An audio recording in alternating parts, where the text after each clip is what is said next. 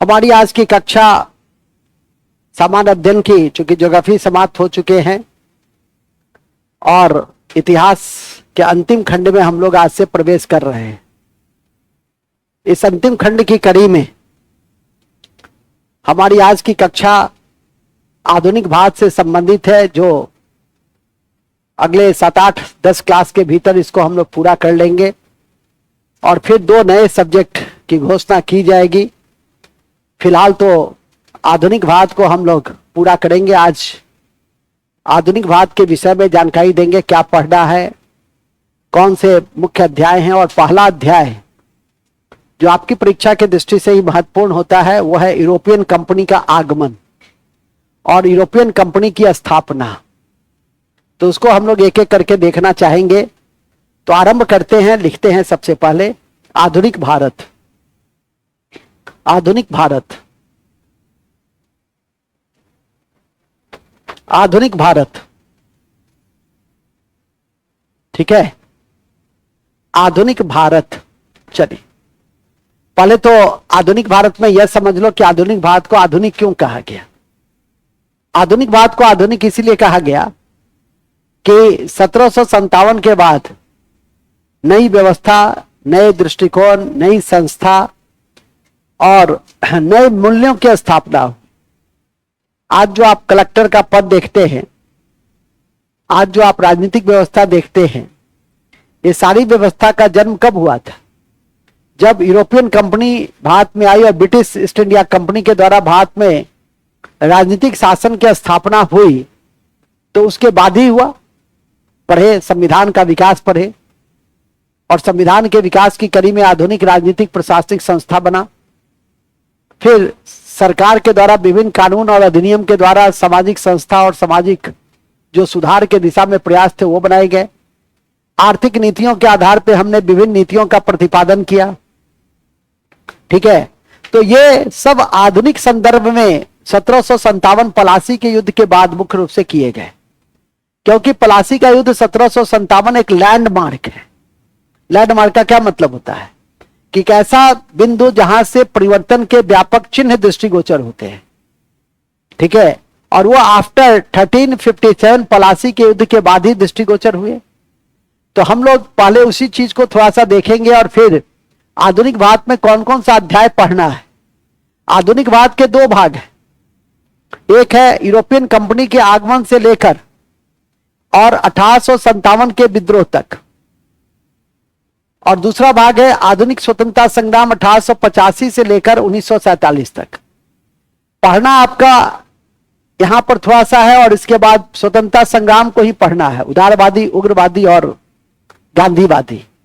और जैसे जैसे आगे बढ़ते हैं स्वतंत्रता संग्राम में, वैसे वैसे आपकी परीक्षा के दृष्टि से क्या होता है, महत्वपूर्ण होता जाता है, और उसी रूप में हम उसका अध्ययन करना चाहेंगे। तो स्टार्ट करते हैं, लिखते हैं सबसे पहले आधुनिक भारत का आशय यह है कि आधुनिक भारत का आशय, आधुनिक भारत का आशय यह है कि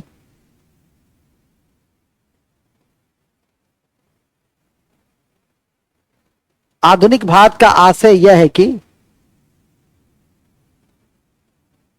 आधुनिक भारत का आशय यह है कि 1757 पलासी के युद्ध के बाद 1757 पलासी के युद्ध के बाद, पलासी के युद्ध के बाद, पलासी के युद्ध के बाद,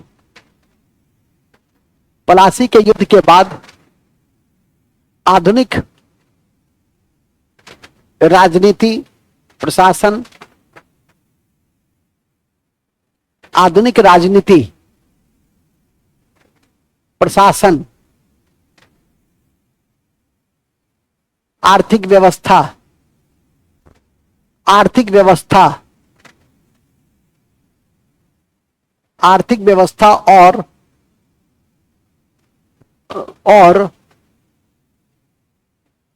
सामाजिक संस्थाओं का जन्म हुआ। आर्थिक व्यवस्था और सामाजिक संस्थाओं का जन्म हुआ। आर्थिक व्यवस्था और सामाजिक संस्थाओं का जन्म हुआ। आर्थिक व्यवस्था और सामाजिक संस्थाओं का जन्म हुआ कब से?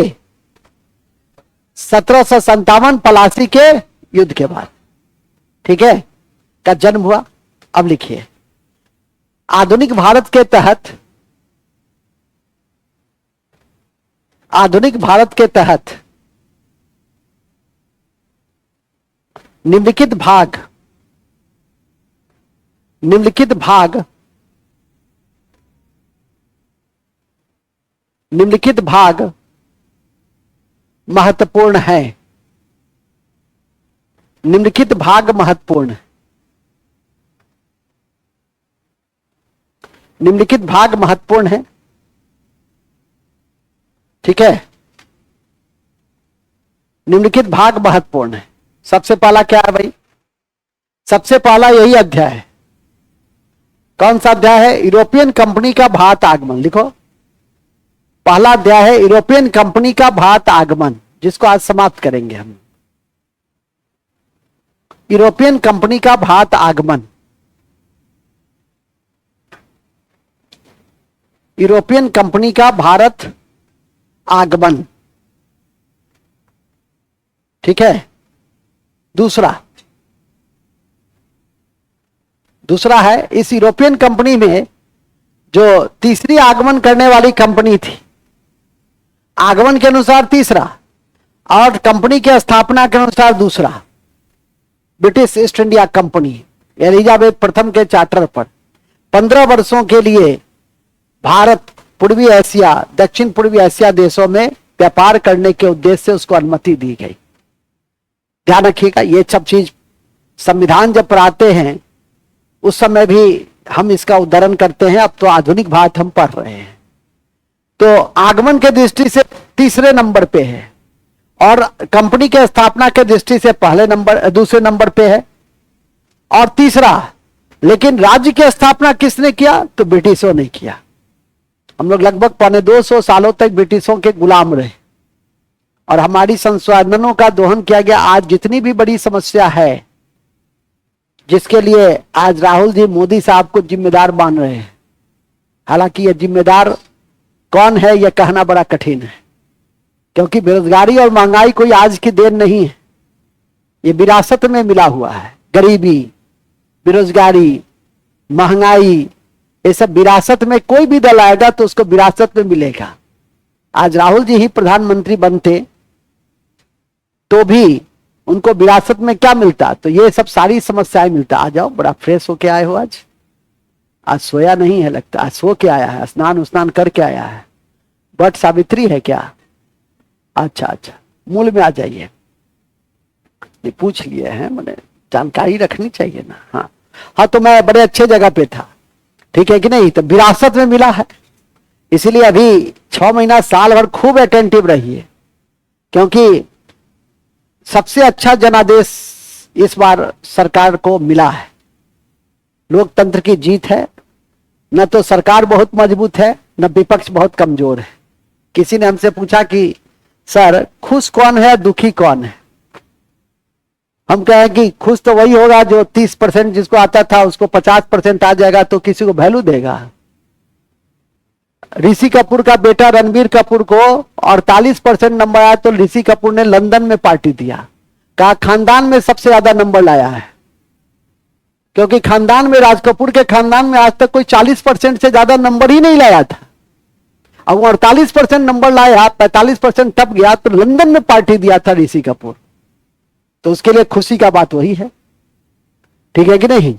कितने परिवार में मेरे भाई साहब का पुत्र को बेचारे को 100% नंबर नहीं आया, जबकि दिल्ली के देश के सबसे बेस्ट स्कूल में पढ़ता था। Delhi Public School RK. पुरम सबसे बेस्ट स्कूलों में है। 97% की या 98% के लगभग नंबर आया तो घर में सब उदास था। क्यों उदास था भाई? तो मैंने अपनी भाभी जी को कहा कि आप कितनी बहन है? 7। सातों बहन मिला के लाए थे कभी जिंदगी में नंबर? जब सातों बहन मिल करके 97% नहीं आया था, वो तो बेचारा अकेला लाया। 97% कम हुआ, हम लोग को आया था 49% नंबर। तो जिलेबी बांटे थे, ठीक है कि नहीं। 89% पे आईएससी में जिलेबी बांट दिए थे हम, क्योंकि पढ़ने वाले नहीं थे। और आईएएस तक पहुंचे, इंटरव्यू तक पहुंचे, पीसीएस पास किए, लेकिन फिर भी खुशी नहीं हुआ मन। क्यों? आकांक्षा बढ़ गई। मैं तो आप लोग को बताते भी है कि 549 रोल नंबर फर्स्ट डिवीजन देखे तो लगा आज तक वो रोल नंबर याद है। उस समय वही खुशी था। आशा समझ गए होंगे वर्तमान परिस्थिति को, राजनीतिक परिस्थिति को भी, ठीक है कि नहीं, कि मूल में आ जाइए। तो मूल यह है कि रोजगार पर काम होगा इस बार। वो मैं पहले भी कहा था कि रोजगार महत्वपूर्ण मुद्दा था। कोरोना के काल में बहुत नजदीक से आप लोगों ने भी देखा, समझा होगा कि कई लोगों की रोजगार छूट गई कतिपय कारणों से। तो रोजगार पे सरकार काम करेगा। महंगाई किसी भी सरकार के बस के बाहर की बात है।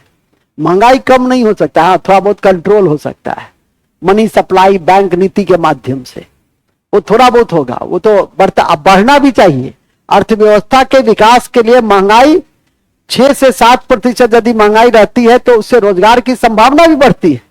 इन्फ्लेशन नहीं रहेगा तो फिर रोजगार की संभावना ही नहीं बढ़ेगी, इंडस्ट्री का बूस्टअप बूमअप ही नहीं होगा। तो जब इंडस्ट्री बढ़ेगा नहीं तो फिर आपका रोजगार की संभावना बढ़ेगी कैसे? ये सब इकोनॉमिक्स की कक्षा में पढ़ते भी हैं, समझाता भी हूं।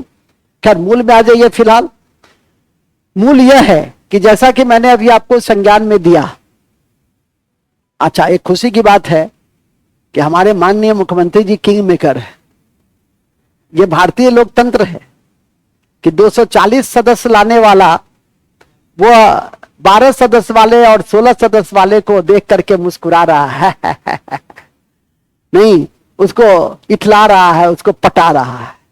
यही तो भारतीय लोकतंत्र है कि 16 सदस्य रहने वाला को पूरा मीडिया घेरे हुए है। कल दिल्ली में जब नायडू और नीतीश कुमार जी हवाई अड्डा से निकले तो 100 मीडिया जो है सो उसको घेरे हुए था। इसी को कहते हैं किंग मेकर। इसी को कहते हैं बिल्ली के भाग से छीका टूटा, कि बिल्ली के छीक से भाग्य टूटा, जो भी है। तो आशा है समझ रहे होंगे कि जब भाग्य उन्नत होता है ना, तब देखो 12 सदस्य के बाद आज नीतीश जी का कहां गया उनका बीमारी। कल पता चल रहा था, अभी तक मार्केट में यही था कि मुख्यमंत्री जी बड़ बीमार, बाहरों नहीं निकले छे। कल जो निकले तो लगा कि हाँ ये हुआ ना। चलिए आगे चलो, नेक्स्ट आगे लिखो, ठीक है। फिर आ रहा है तुम्हारा दरोगा का वैकेंसी, फिर आ रहा है, लिखो ना फिलहाल। हाँ, तो मैं बताया कि पहला दिन क्या पढ़ेंगे, आज क्या पढ़ेंगे, यूरोपियन कंपनी की स्थापना। आज दूसरा दिन क्या पढ़ेंगे, ब्रिटिश राज्य की स्थापना।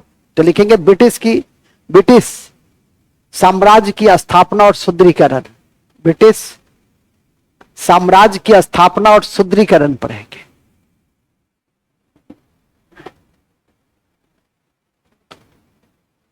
और सुदृढ़ीकरण पढ़ेंगे।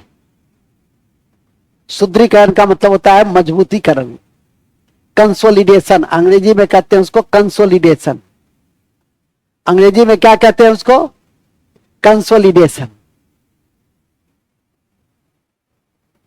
ठीक है। अब तीसरा कक्षा में क्या पढ़ेंगे, तीसरा कक्षा में पढ़ेंगे ब्रिटिश की नीतियां। लिखेंगे ब्रिटिश की नीतियां। नीतियों में क्या पढ़ेंगे, सामाजिक आर्थिक सामाजिक धार्मिक नीति। देखो, सामाजिक आर्थिक धार्मिक नीति, धार्मिक सांस्कृतिक नीति, सामाजिक आर्थिक, सामाजिक आर्थिक धार्मिक और सांस्कृतिक नीति, और सांस्कृतिक नीति।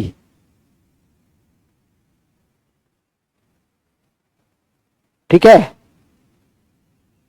और सांस्कृतिक नीति, और सांस्कृतिक नीति। अब ये नीति जो है, यहां के बाद आपका आधुनिक भारत का बेस तैयार हो जाएगा।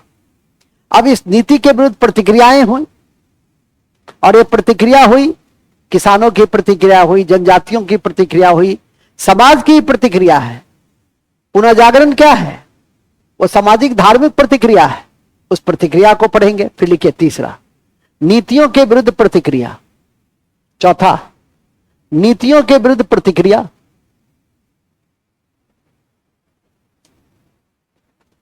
नीतियों के विरुद्ध प्रतिक्रिया, नीतियों के विरुद्ध प्रतिक्रिया, नीतियों के विरुद्ध प्रतिक्रिया को पढ़ेंगे। जैसे देखो, जैसे जनजाति किसान, जनजाति किसान, जनजाति किसान एवं, इन सब में सबसे बड़ा कौन सा विद्रोह था? सिपाही विद्रोह 1857 का। तो लिखेंगे एवं 1857 का सिपाही विद्रोह, 1857 का सिपाही विद्रोह, 1857 का सिपाही विद्रोह, 1857 का सिपाही विद्रोह। ठीक है, ये हो गया आपका आधा, मतलब ये पार्ट्स के बाद ही आप स्वतंत्रता संग्राम में क्या करेंगे? प्रवेश करेंगे। और यहीं से आपका ओरिजिनल जो मॉडर्न हिस्ट्री है वो स्वतंत्रता संग्राम से ही आरंभ होता है। लेकिन वहां से कोई कल परीक्षा तो दे नहीं रहे, इसलिए सबका बेस बनाते हुए आप आगे बढ़िए। जैसे पूरा इतिहास को पढ़ा है, याद तो भगवान की ही देन है कि आप अपने मस्तिष्क का जितना विकास कीजिएगा उतना बेहतर होगा, नहीं तो अपना ही मूड खराब करना है साहब। ठीक है कि नहीं? आज आपका चंदन टीका कहाँ गया? आज स्नान नहीं किया है क्या? अच्छा अच्छा अच्छा, वाह, बहुत बढ़िया, वेरी गुड। अच्छा नहीं लग रहा है आपका माथा कपाल, अच्छा नहीं लग रहा है। ठीक है, अब आपकी पहचान बन गई है वो। जैसे कोई चश्मा पहन के रोज आता है, जैसे ये, और चश्मा नहीं पहनेगी तो अच्छा नहीं लगेगी, तो चश्मा उसकी क्या हो गई? पहचान हो गई। जैसे हमारे विवेक बाबू का चश्मा बड़ा खतरनाक चश्मा है। मूल बिंदु पे आ जाओ, कहां थे हम लोग? कहां थे हम लोग जी? तो सिपाही विद्रोह तक देखे ना। अब आइए, अब लिखिएगा स्वतंत्रता संग्राम, छठा चैप्टर है या सातवां जो भी है, स्वतंत्रता संग्राम 1885 से 1947 तक। 1885 से 1947 तक, 1885 से 1947 तक, 1885 से 1947 तक, जिसके 3 भाग हैं। लिखेंगे जिसके 3 भाग हैं, जिसके 3 भाग हैं, जिसके 3 भाग हैं। पहला उदारवादी युग, उदारवादी युग, उदारवादी युग 1885 से 1905, ब्रैकेट में लिखो 1885 से 1905, 1885 से 1905, 1885 से 1905। दूसरा उग्रवादी युग, उग्रवादी युग 1905 से 1917, 1905 से 1917, 1905 से 1917,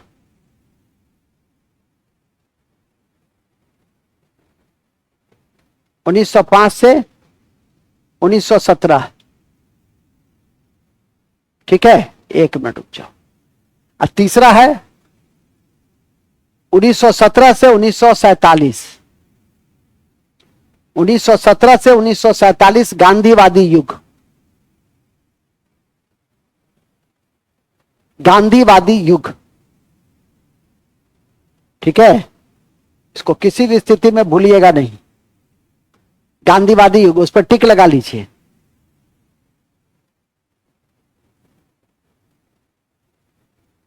ठीक है, ओके। इसका लास्ट में क्या पढ़ते हैं हम? लास्ट में पढ़ते हैं बूस्टर फैक्ट, अन्य बातें। तो लिख देंगे बूस्टर फैक्ट, वो तो रोज होता है। बूस्टर फैक्ट, चल एक बार देखिए, 1 मिनट में करते। आज आपकी कक्षा 3:30 बजे से 7:30 बजे तक आधुनिक भारत 3:30 बजे से 5 बजे तक, 5 बजे से 6:30 बजे तक जीव विज्ञान, और 6:30 से 7:30 बजे तक संविधान की कक्षा होगी।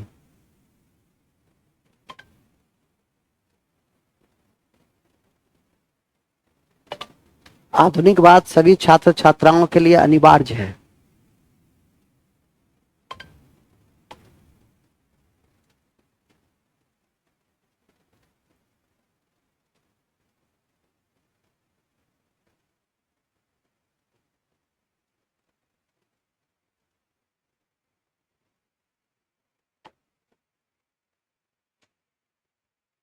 ठीक है, कहां थे हम लोग?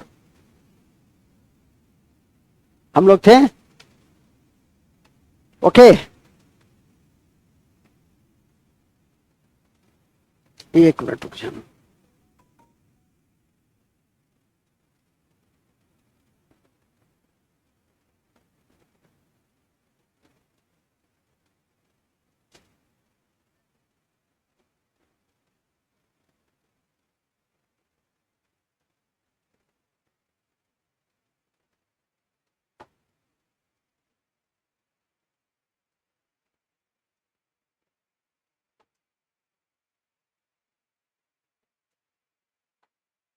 चलिए, कहां थे हम लोग? बड़े अच्छे जगह पे थे। हो गया। तो पहला चैप्टर कौन सा है? European company. ठीक है, पहला चैप्टर यूरोपियन कंपनी। देखो, आपकी परीक्षा में यूरोपियन कंपनी से जुड़ा हुआ मुख्यतः 4 एंगल से क्वेश्चन पूछता है। एक, आगमन। दूसरा, कंपनी का स्थापना। तीसरा, कंपनी का पहला फैक्ट्री या मुख्य फैक्ट्री। और चौथा, कंपनी का देन। जैसे पुर्तगाली ने तंबाकू दिया, प्रिंटिंग प्रेस दिया, आलू दिया, नहीं काली मिर्च दिया, टमाटो दिया, तो क्या हो गया? उसका देन हो गया। वो क्या हो गया? उसका देन हो गया। तो कहने का अर्थ है कि इसी 4 एंगल से यूरोपियन कंपनी से जुड़े हुए आपके स्तर की परीक्षा में क्वेश्चन पूछे जाते हैं। बड़े स्तर में यूरोपियन कंपनी के व्यापार के क्या कारण थे, क्यों आया, पहले उस आया में ही आधा घंटा का प्रवचन है। ठीक है कि नहीं? लेकिन आपको जितना जानना है उतना ही हम बताएंगे भी। तो इसको लिखिएगा, ऐसे लिखो, यूरोपीय कंपनी, यूरोपियन कंपनी या यूरोपियन के आगमन को, भारत आगमन को, यूरोपियन कंपनी के या यूरोपियन के आगमन को 4 भागों में देखना है। मुख्यतः 4 भागों में देखना है। मुख्यतः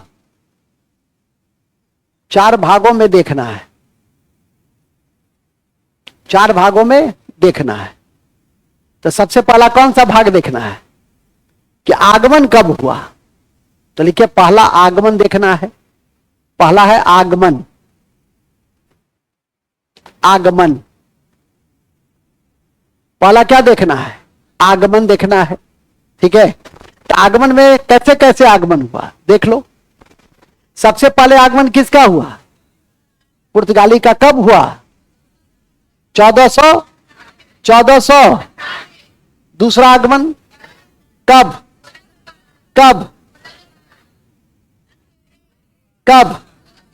कब? 1600। फ्रांसिस। तो पहले आगमन लिख लेना है। तो लिख लेंगे आगमन पुर्तगाली। इसको आगमन लिख लो ना ऐसे करके। पुर्तगाली 1498। 1498। डच 1605। डच 1605। 1605। ठीक है। तीसरा अंग्रेज।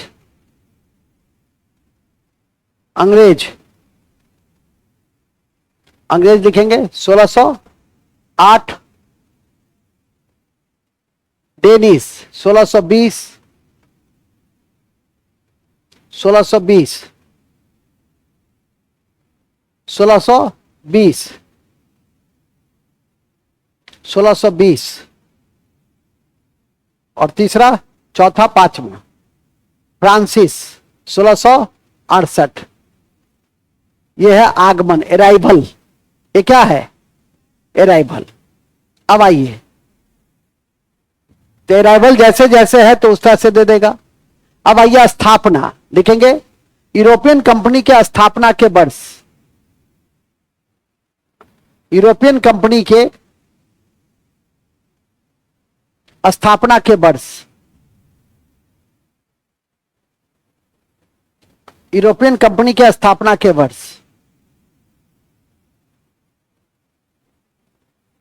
ठीक है, सबसे पहला है पुर्तगाली, Estado da India. Estado da India, company का नाम था एस्तादो द इंडिया।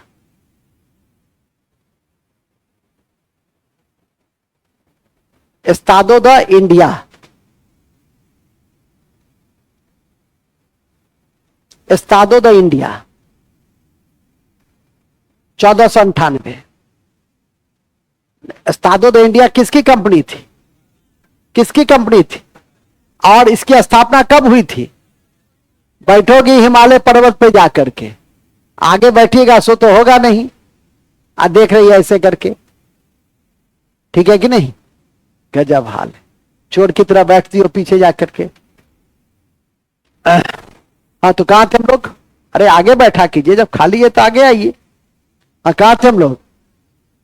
पुर्तगाली। तो अच्छा, इस समय किसका रूल था? बताओ जी, इस समय किसका रूल था? खड़ी हो।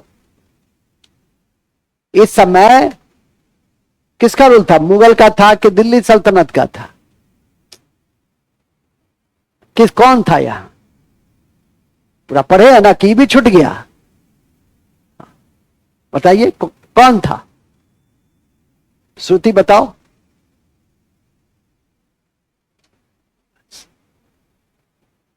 शर्म नहीं आती है कि जो इतना पढ़ने के बाद भी एक उत्तर नहीं दे पाते हैं? कब पढ़िएगा? जब ये खत्म हो जाएगा तब। तुम बोलो जी, पीछे उठो जी, पीछे उठिए, पीछे उठिए। उस समय दिल्ली सल्तनत का रूलर कौन था? उठो जी। कौन वंश था? तुम यही बता दो, छोड़ देंगे। उठो जी। तीनों चोर जो है एक ही साथ बैठती है। बोलो, उठो जी। वाह, सारे जहां से अच्छा हिंदुस्तान हमारा। उठो जी, उठो जी, कहेंगे तब उठोगी, आज खड़े रखेंगे। नेक्स्ट जी, उठो जी, उठिएगा जी, आप जी। वाह, बहुत बढ़िया। नेक्स्ट जी, नेक्स्ट जी, जल्दी जल्दी। नेक्स्ट जी, नेक्स्ट जी, नेक्स्ट जी, नेक्स्ट जी, सुनो जी, उठो जी। हाँ, खिलजी वंश का, तुमको तो यहां से कूद जाना चाहिए। उठो जी। तुम क्यों नहीं उठी? कौन था लोधी में? चलो तुम बैठो। लोधी में कौन था? लोधी में कौन सा शासक था? इब्राहिम लोधी था, यही याद किया।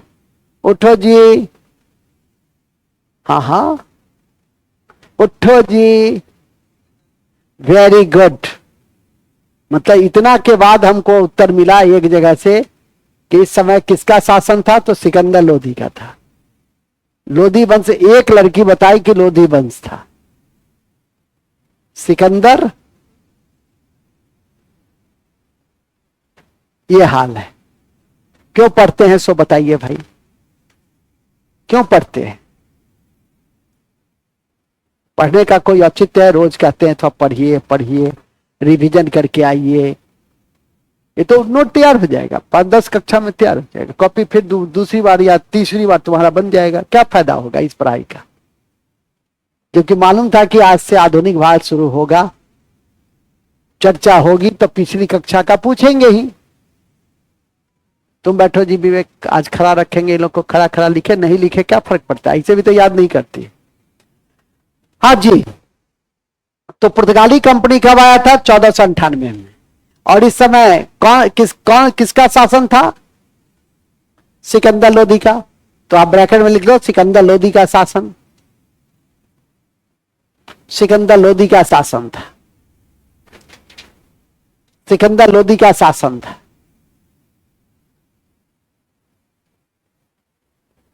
सिकंदर लोदी का शासन था।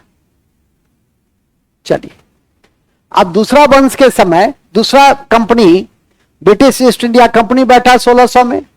इस समय कौन था बताओ श्रुति? ऑप्शन तुम्ही से पूछेंगे, बताओ जी। तुलसी, पिछला कॉपी बंद कीजिए, पलटना, समझ नहीं आती है। उस समय कौन था जब ब्रिटिश ईस्ट इंडिया कंपनी की शासन की स्थापना? कोई नहीं बोलेगा बाबू, नहीं तो उधरे घुस जाएंगे हम। जब ब्रिटिश ईस्ट इंडिया कंपनी का स्थापना हुआ तो उस समय भारत पर किसका शासन था? कौन था रूलर? हाँ हाँ, मुगल वंश था। अशोक। कौन बोला? अशोक। अकबर था। चलो तुम बताई, मेहनत की कुछ, बैठो, बहुत अच्छा। तो लिखेंगे अकबर। ये भी मुगल बताई है तो इसको ही बैठा दें क्या? तुम लोग की क्या इच्छा है? सर आज खड़ा रखिए सर, बहुत कूदती है ये सब। हाँ अच्छा, बैठ जाओ। मुगल बताई ना, कम से कम, कम बड़ा बात हुआ क्या जी? हाँ आ रहे हैं, अब तुम्ही से पूछेंगे, ठीक है? तुम कहा ना नहीं बैठाने के लिए, रुको आ रहे हैं हम, ठीक है? हाँ तो क्या लिखे? लिखेगा ब्रिटिश ईस्ट इंडिया कंपनी के समय भारत में अकबर का शासन था, अकबर का शासन था। चलिए, अब आइए डच इंडिया कंपनी, उसका नाम था बेरीगेदे ओस्ट इंडिको कंपनी, VOIC लिख देंगे ना सीधे, VOIC, VOIC Dutch company 1602। VOIC, VOIC बेरीगादे ओस्ट इंडिया कंपनी, VOIC डच 1602, 1602, 1602। चलिए, अब इतने में से नहीं, तुम उठो जी, तुम उठो, हाँ तुम उठो, भागता है क्लास से, अब तो पकड़ते हैं। कौन था? किसका शासन था? किसका शासन था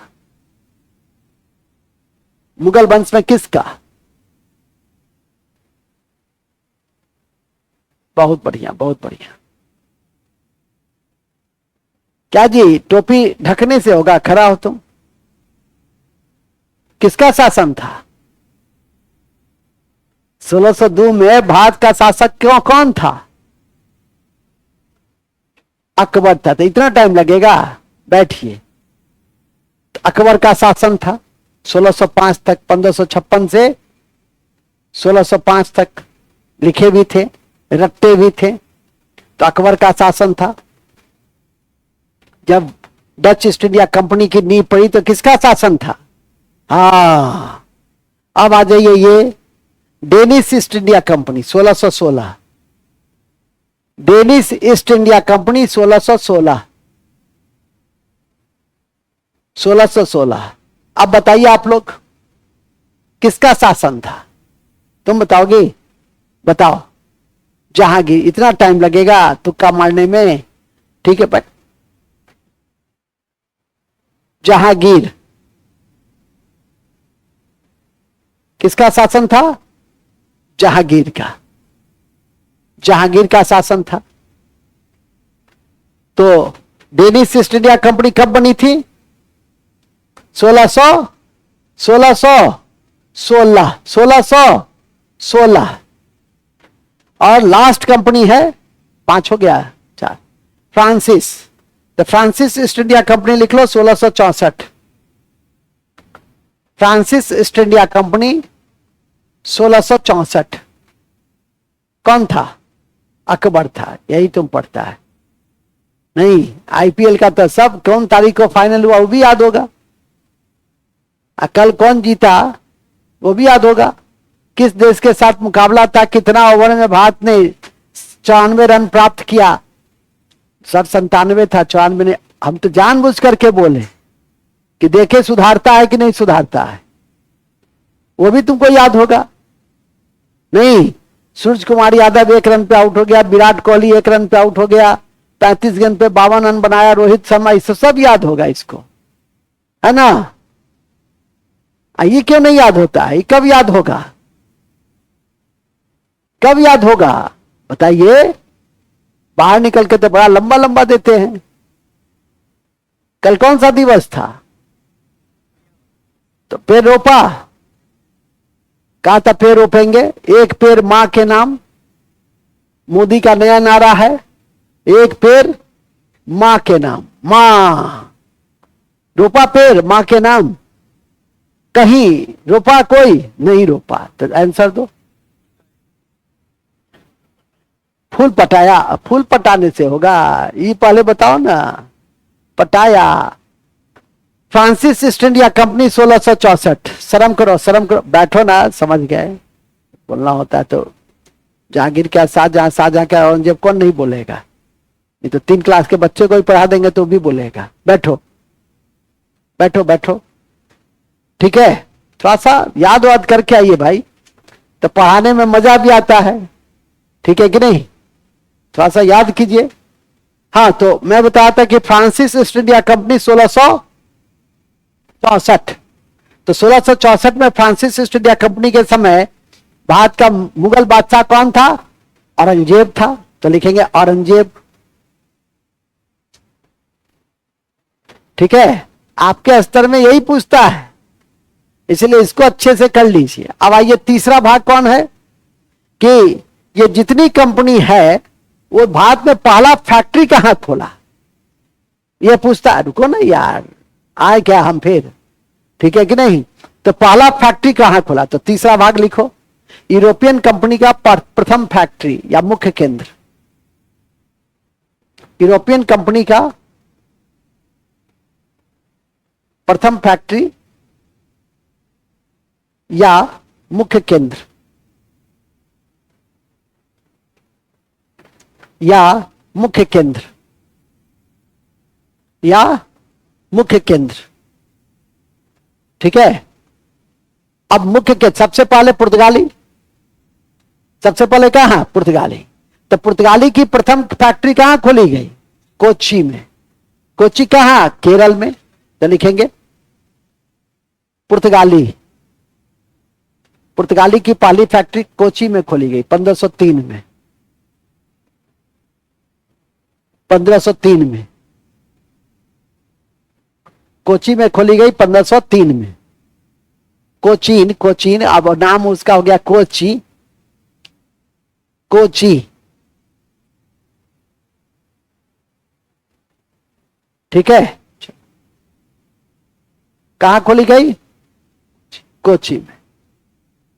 इसका डच, डच कहां का था? नीदरलैंड का था। और उसकी पहली फैक्ट्री कहां खोली गई? मछलीपट्टनम में। Very good. तब ये ना पास करेगा पहले, जो हर क्वेश्चन का जवाब देने के लिए आतुर रहता है। यूट्यूब लाइव पर भी आजकल तुम्हारा प्रेजेंस कम है, रहता है। अच्छा, नेटवर्क प्रॉब्लम आता है। नाचे ना आए तो अंगना टेर, ठीक है?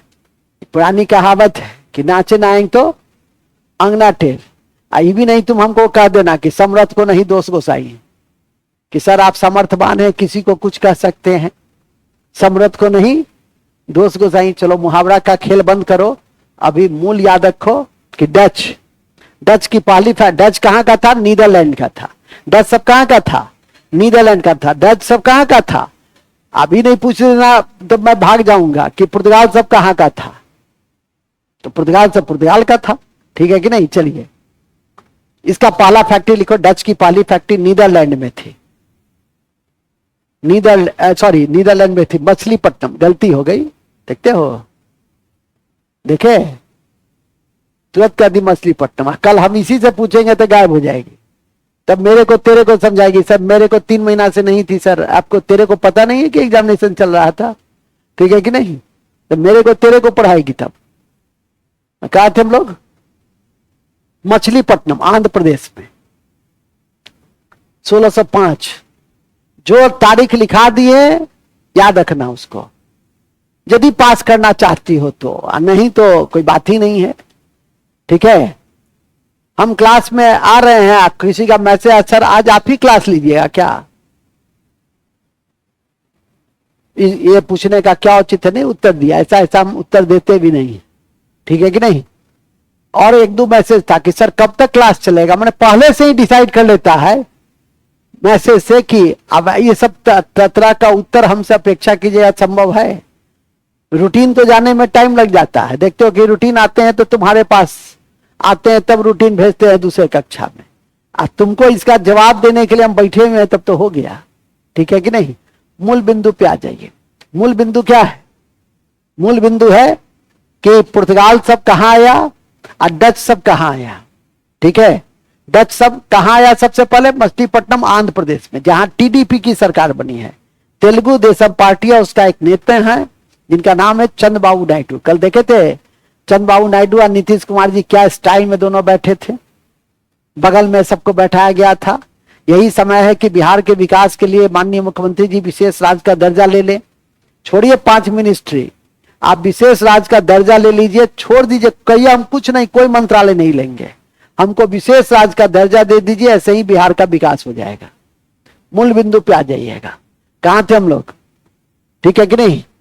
तो सर आप यदि माननीय मुख्यमंत्री जी के जगह होते तो क्या करते? हम यही कहते कि स्पेशल स्टेटस दे दो, तुम भी चैन से रहो 5 साल तक, हम तुमको समर्थन देते रहेंगे, हम भी अपना राज्य में है, चैन से रहने दो, बात खत्म। एक एक सूत्री। ठीक है कि नहीं? आंध्र प्रदेश की तरह 3 ठो पॉइंट नहीं देते कि स्पेशल स्टेटस, लोकसभा का अध्यक्ष, 5 मंत्री, उसमें गृह मंत्री, उसमें रेल मंत्री, उसमें कृषि मंत्री, जितना महत्वपूर्ण मंत्री है वही। चलिए आगे चलिए, कहां थे हम लोग? इसके बाद है, कहां थे हम लोग? थे बड़े अच्छे जगह पे जी, डच। तो डच सब कहां था? फिर आइए अंग्रेज, ब्रिटिश, ब्रिटिश, ब्रिटिश। ब्रिटिश का पहला फैक्ट्री खोलने की जो है सूरत, 1608, लेकिन कतिपय कारणों से शुरू ना हो सका। पहले लिखो सूरत, 1608, सूरत 1608, 1608। ठीक है? 1608, 1608।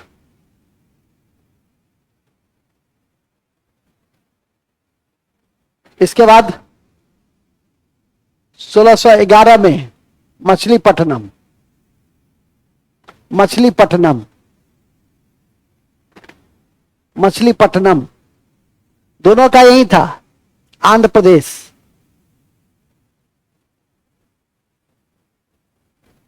ठीक है? अब आइए डेनिस, डेनिस, डेनिस लिखे, डेनिस। खुला अधिकार आधिकारिक रूप से मछलीपट्टनम में, लेकिन पहला निर्णय कहां हुआ था? सूरत में, याद रखिएगा। अब आइए डेनिस, डेनिस लिखे। चलिए, पहला सेंटर ट्रेंगुबार, ट्रेंगुबार एकदम याद रहना चाहिए। ट्रेंगुबार तमिलनाडु में था, 1620, 1620, 1620। 1620। तब आइए फ्रांसिस।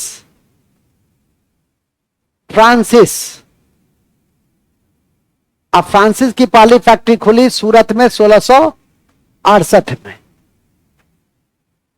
फ्रांसिस की पहली फैक्ट्री खुली 1668 में।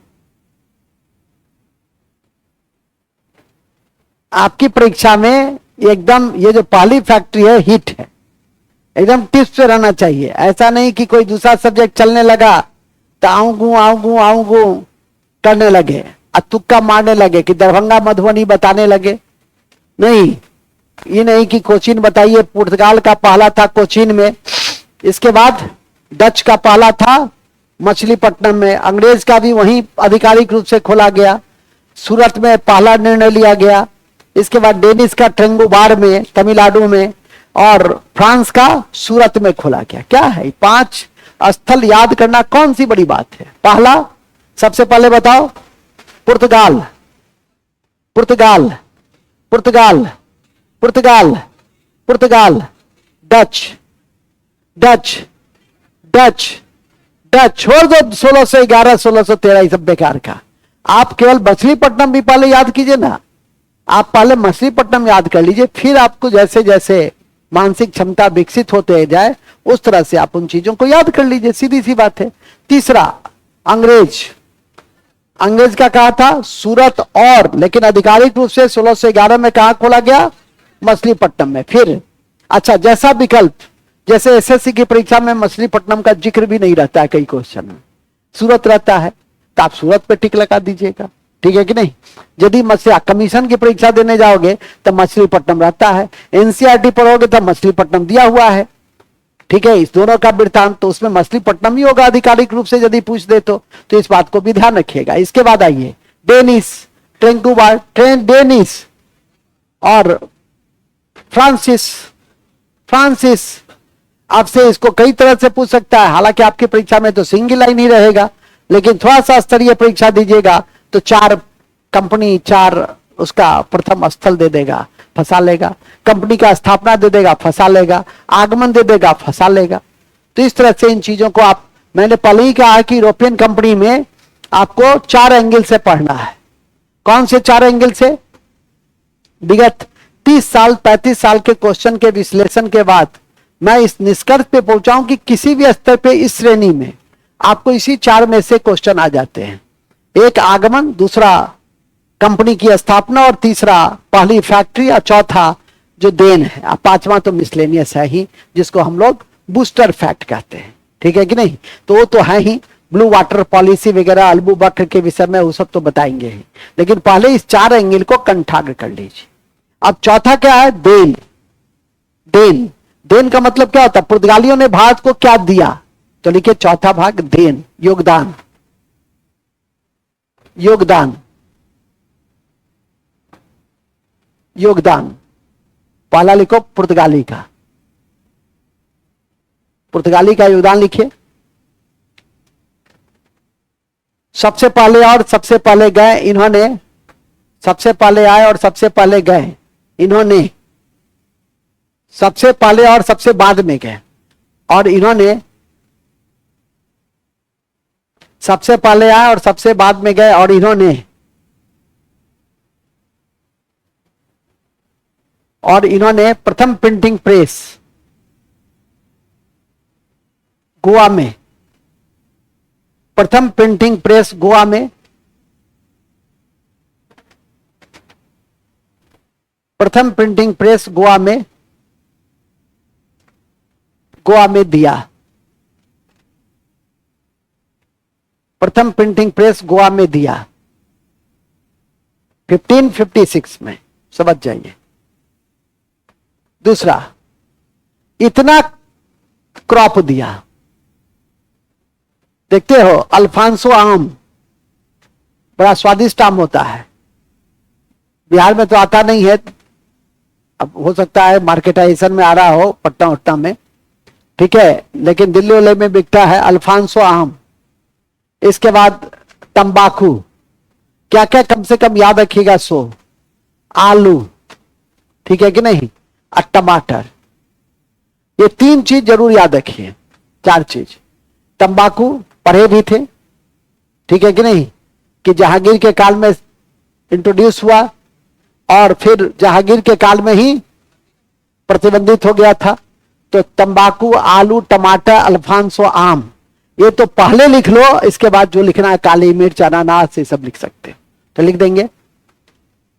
तंबाकू योगदान में, तंबाकू, आलू, तंबाकू, आलू, टमाटर,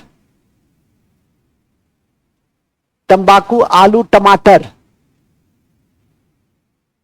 तंबाकू, आलू, टमाटर,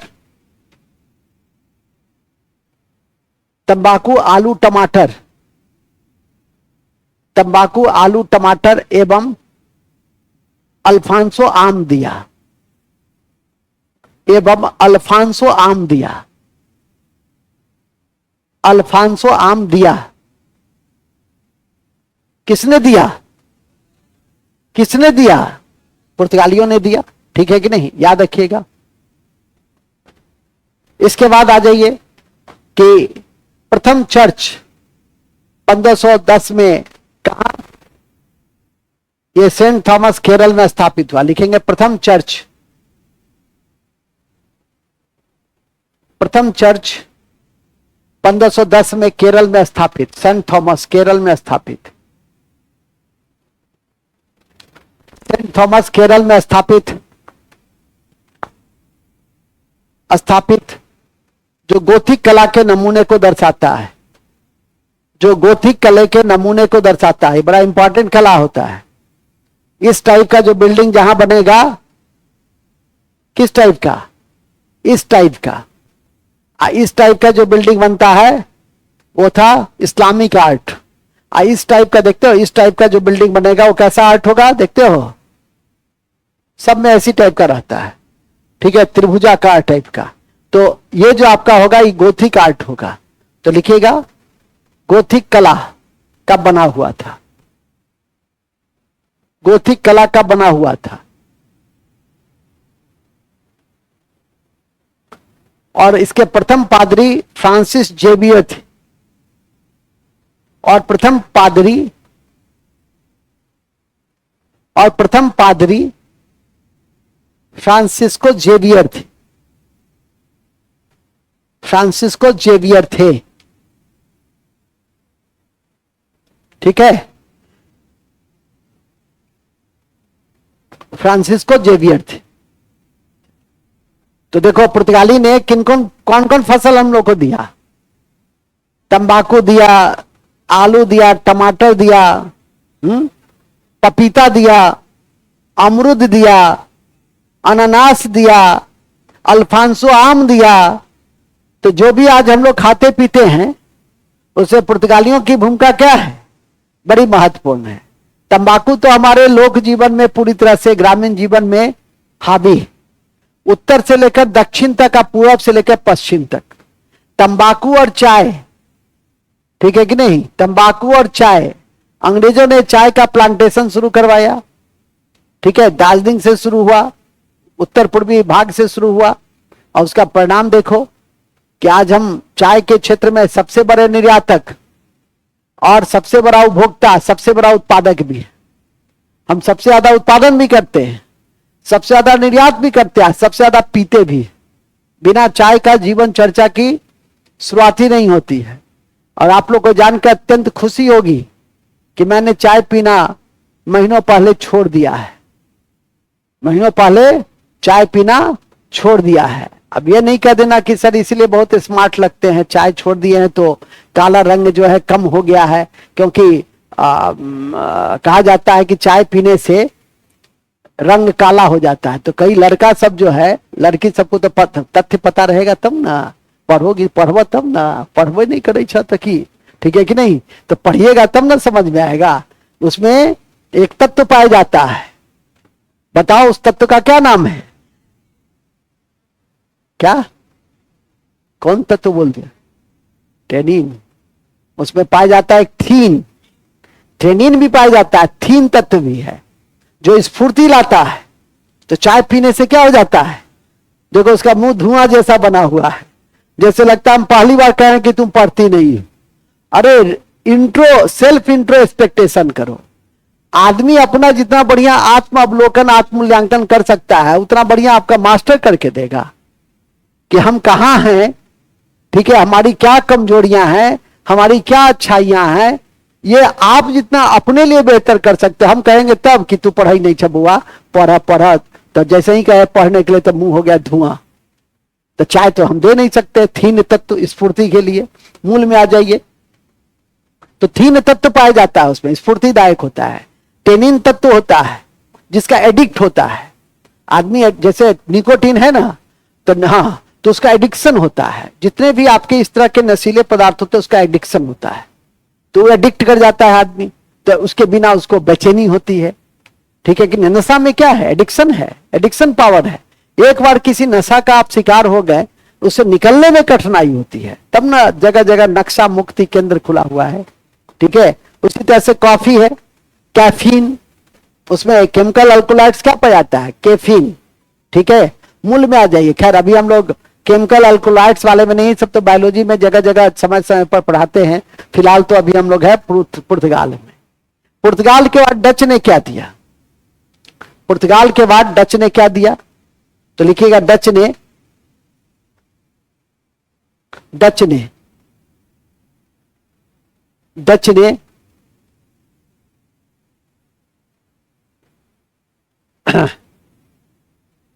डच ने स्वर्ण सिक्का पैकोडा, स्वर्ण सिक्का पैकोडा, स्वर्ण सिक्का पैकोडा और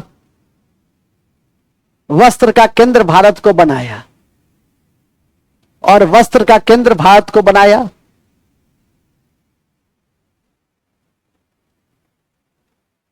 वस्त्र का केंद्र भारत को बनाया,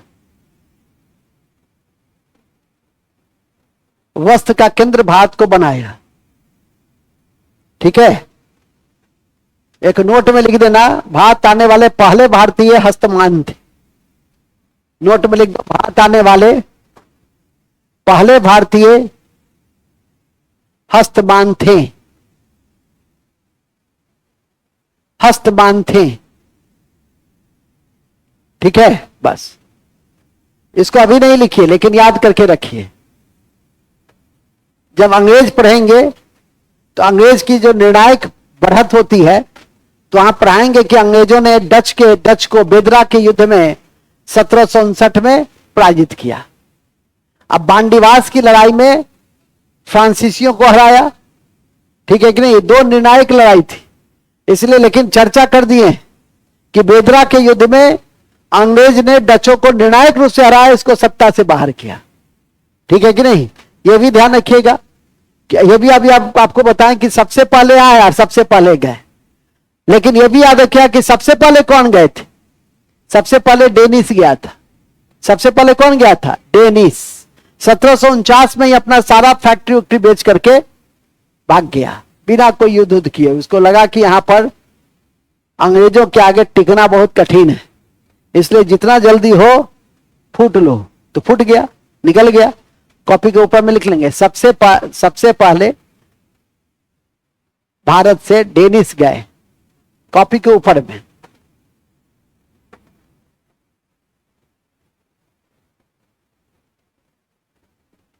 कौन गए, डेनिस गए। ठीक है, नेक्स्ट। उसके बाद आ जाइए फ्रांस, फ्रेंच, फ्रेंच।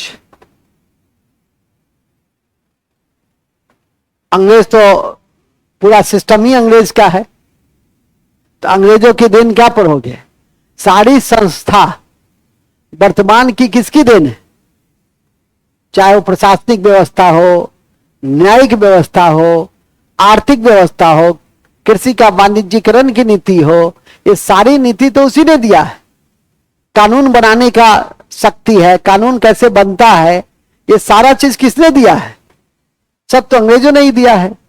ठीक है कि नहीं, जो भी ऊपर में ही लिखा आपने कि आधुनिक संस्था, आधुनिक मूल्य, नहीं, जितने भी संदर्भ जो परिवर्तनकारी थे उसी को ना हम कहें, क्या कहें, आधुनिक भारत 1757 के बाद उन सारे मूल्यों, संस्थाओं, नीतियों, कार्यक्रमों की शुरुआत हुई जिससे भारत परिवर्तन की दौर से गुजरा और विश्व के साथ जैसे वर्ल्ड चल रहा था उसके साथ अपने आप को मिलाकर चलने का प्रयास किया, जो औपनिवेशिक हितों का संवर्धन कर रहा था। जहां पे उसको करना चाहिए वहां नहीं किया। वो क्या था? पोवर्टी। तभी ना दादा भाई नेहरूजी ने, जो ग्रैंड वर्ल्ड मैन थे, उन्होंने लिखा कि poverty and British rule of India. गैर ब्रिटिश शासन के कारण भारत में दरिद्रता है, गरीबी।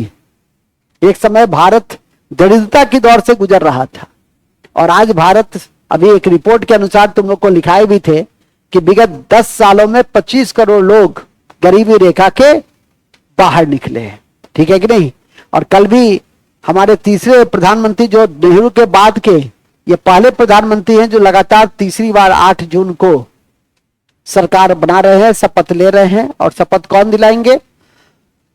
शपथ कौन दिलाएंगे? और लोकसभा को भंग किसने किया? गधे के गधे रह गए। लोकसभा के भंग की अनुशंसा किसने किया? अरे कैबिनेट। कल पूरे दिन चल रहा था कि कैबिनेट ने लोकसभा के भंग करने की अनुशंसा की। पूरा दिन चल रहा था टीवी पर, लेकिन फिर भी वही ढाक के 3 पात। पूरा संविधान पढ़ने के बाद भी वही हाल है। कैबिनेट ही लोकसभा के भंग करने की क्या करता है? अनुशंसा करता है। और फिर उस पत्र को लेकर प्रधानमंत्री जाते हैं राष्ट्रपति के पास और फिर राष्ट्रपति उसको खत्म करते हैं, फिर डिनर देते हैं, फिर नए लोकसभा का गठन होता है, शपथ लेते हैं। ठीक है, शपथ राष्ट्रपति दिलाएंगे। फिर नए लोकसभा के गठन में सबसे पहले पद कौन से होते हैं? जिसकी नियुक्ति होती है, प्रोटेम स्पीकर, उसकी नियुक्ति होती है, जिसका 2 काम होता है। वो 2 काम क्या होता है? एक सभी सांसदों को शपथ दिलाते हैं और दूसरा नए लोकसभा के अध्यक्ष का चुनाव करवाते हैं। फिर वो चले जाते, फिर अपनी सीट पे जाकर, चूंकि सबसे बुजुर्ग सांसद रहते हैं, वो भी जीके हो जाता है 6 महीने तक कि कौन से 18वें लोकसभा के चुनाव में कौन से प्रोटेम स्पीकर नियुक्त। अभी नहीं हुआ, जब हो जाएगा तो पेपर में आ ही जाएगा। ठीक है कि नहीं? तो इन सब बातों को ध्यान में करके रखिए। इस बार के 18वीं लोकसभा के चुनाव में कितनी महिला सांसद चुनी गई? संविधान तो तुम लोग तो मैंने तुम लोग से अच्छा तो नीचे वाला है कि एक आध लड़का बताने की स्थिति में रहता है। तुम लोग तो संविधान पढ़े हो, तो संविधान पढ़ा भी नहीं है। ठीक है कि नहीं? अभी तो उसका चल ही रहा है, 2-4 क्लास हुआ है। तुम लोग तो संविधान पढ़े हो। इसका छुटिए गया है, इसका सब चीज छुटिए गया है। बताओ कितने सांसद हैं? कितने हैं? महान सब 73 सांसद हैं। 78 था पहले, 5 सांसद घट गया। अब कितने सांसद हो गए? 73 सांसद हो गए। और 3 सबसे बड़ी पार्टी कौन सी है, या 4 सबसे बड़ी पार्टी कौन सी है? बीजेपी, कांग्रेस, समाजवादी पार्टी और तृणमूल कांग्रेस। ये 4 सबसे बड़ी पार्टी है। इसलिए कहते हैं ना कि रोज समाचार पत्र देखो, थोड़ा सा न्यूज चैनल देखो, जिससे कि तुम्हारी जागरूकता बनी रहेगी। ठीक है कि नहीं? नहीं तो इसी तरह से देखता रहेगा, मुस्कुराता रहेगा। बात समझ में आ गई? ये सब लिखाई नहीं जाती है, ये सब बातों की चर्चा होती है, ये सब बातें टेस्ट पे पूछे जाते हैं और जिस दिन घोषित कर जाता है उस दिन आप लोग गायब हो जाते। गायब अपने से ऐसे भी पास सब नहीं करता, इस बात को ध्यान रखो। कंपटीशन में या मैट्रिक की परीक्षा, अब तो अब सरकार की नीति है कि अधिक से अधिक पास कर देना है। कंपटीशन में तो सरकार की नीति नहीं ना है।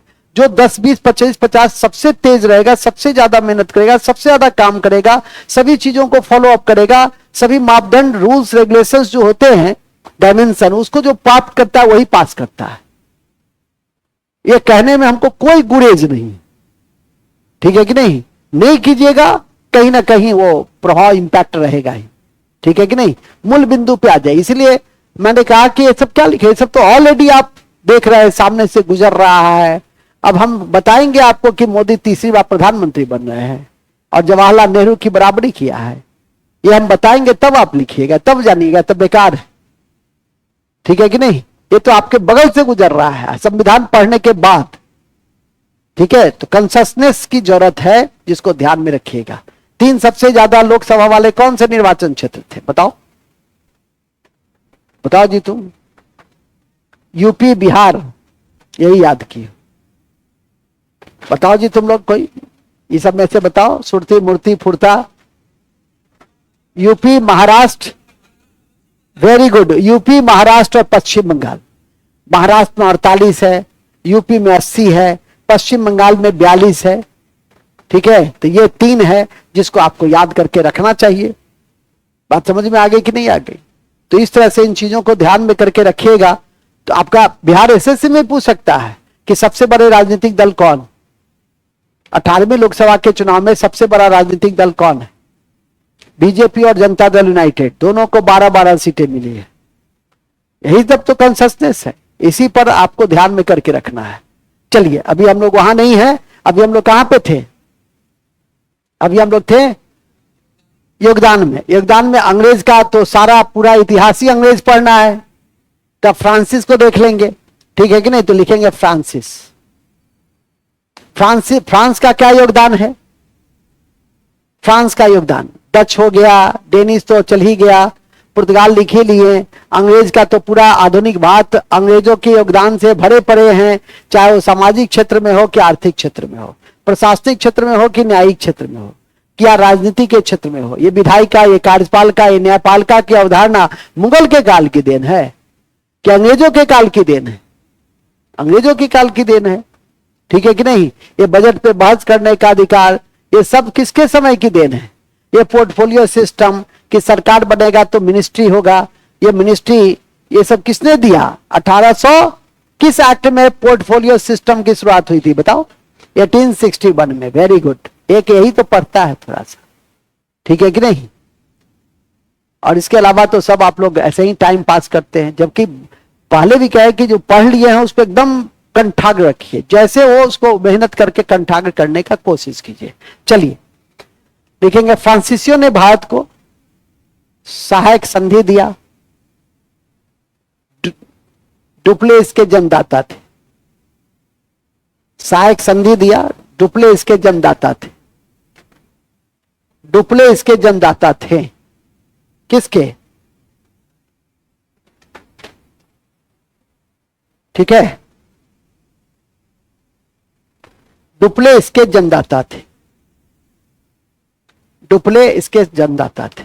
इसके अलावा फ्रेंच आया भारत में, तो फ्रेंच रिवॉल्यूशन का एक नारा था। क्या नारा था? जो पढ़े भी हैं सोर्सेज ऑफ इंडियन कॉन्स्टिट्यूशन में, क्या नारा था? स्वतंत्रता, समानता और बंधुत्व। तो फ्रांस ने क्या दिया? स्वतंत्रता, समानता, बंधुत्व दिया, गणतंत्र दिया।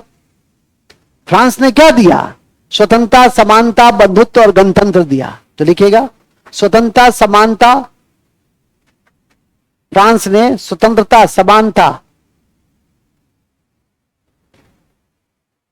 स्वतंत्रता, समानता, बंधुत्व एवं गणतंत्र दिया, एवं गणतंत्र दिया, एवं गणतंत्र दिया। बस आप यदि इतनी बातें अपनी परीक्षा के दृष्टि से याद कर लें तो आपका बल्ले बल्ले है। क्या है? बल्ले बल्ले है। नहीं याद करते हैं तो समझते ही हैं, एक छोटी छोटी बातें तो याद नहीं रहती है जो परीक्षा में पूछा गया हुआ है, पूछा जाता रहा है, पूछा जाता रहेगा। नहीं कि जब ईस्ट इंडिया, ये तो कई बार ये क्वेश्चन रिपीट क्वेश्चन है कि ईस्ट इंडिया कंपनी की जब भारत में स्थापना हुई उस समय भारत में किसका शासन था? ये कई बार आपकी परीक्षा में पूछा हुआ प्रश्न है। और जब एक पूछा जा सकता है तो दूसरा, तीसरा, चौथा भी भविष्य के दृष्टि से क्या है? महत्वपूर्ण हो जाते हैं। लेकिन आपको तो आईपीएल देखने से फुर्सत है नहीं। अब आईपीएल खत्म हुआ, T20, उसके बाद फिर है कोई टूर्नामेंट, वो सब तो चलता रहेगा हमेशा, ठीक है? और जहां ध्यान देना चाहिए, अभी 1-2 दिन टीवी देखते हैं, कितनी बात आपको बता दिए हैं। जितना टीवी देखते हैं उतना आपके लिए अच्छा होता, ठीक है कि नहीं? आगे चलिए, नेक्स्ट हम लोग लिखना चाहेंगे बूस्टर फैक्ट। बूस्टर फैक्ट पढ़िए पढ़िए, उसका कोई विकल्प नहीं है। बूस्टर फैक्ट, सबसे पहला बूस्टर फैक्ट में लिखो, अति महत्वपूर्ण है कि अति महत्वपूर्ण है कि 1492 में कोलंबस ने अमेरिका को खोजा। भारत की यात्रा करते करते वो अमेरिका का खोज लिया। कोलंबस ने अमेरिका को खोजा, ठीक है। कुक ने ऑस्ट्रेलिया को, ये सब नहीं लिखना है। कुक ने ऑस्ट्रेलिया को, और भारत में आया पहला पुर्तगाली यात्री कौन? Vasco da gamma 1498। फिर लिखे पॉइंट नंबर 2, 1498 में पहला पुर्तगाली यात्री वास्को डी गामा भारत आए। वास्को डी गामा भारत आए।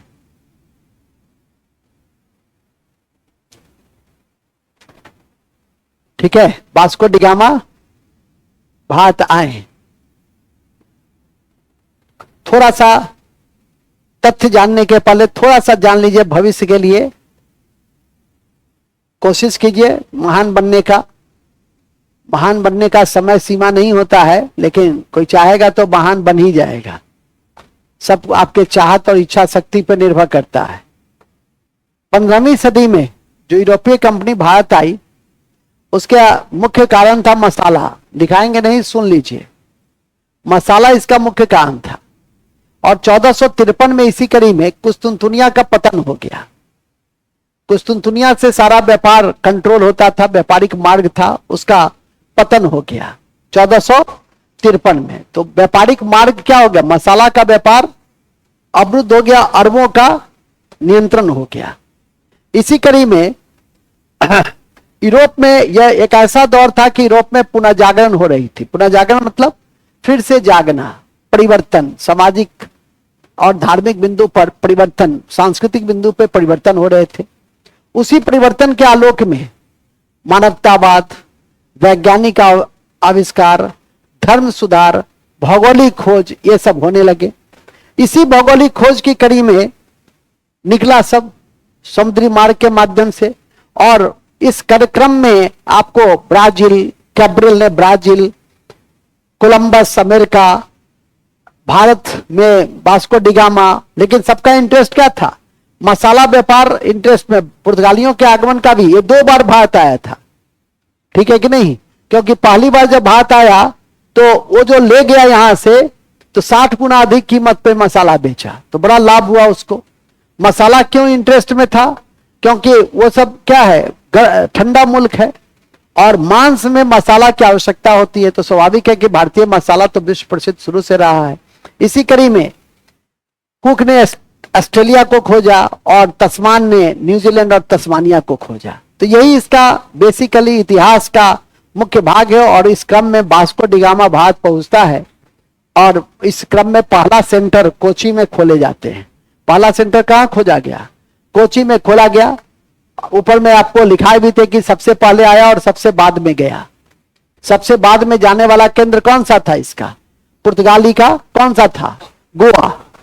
और आपकी जानकारी में है कि गोवा में समान नागरिक संहिता पुर्तगाली के प्रभाव में ही लागू थे।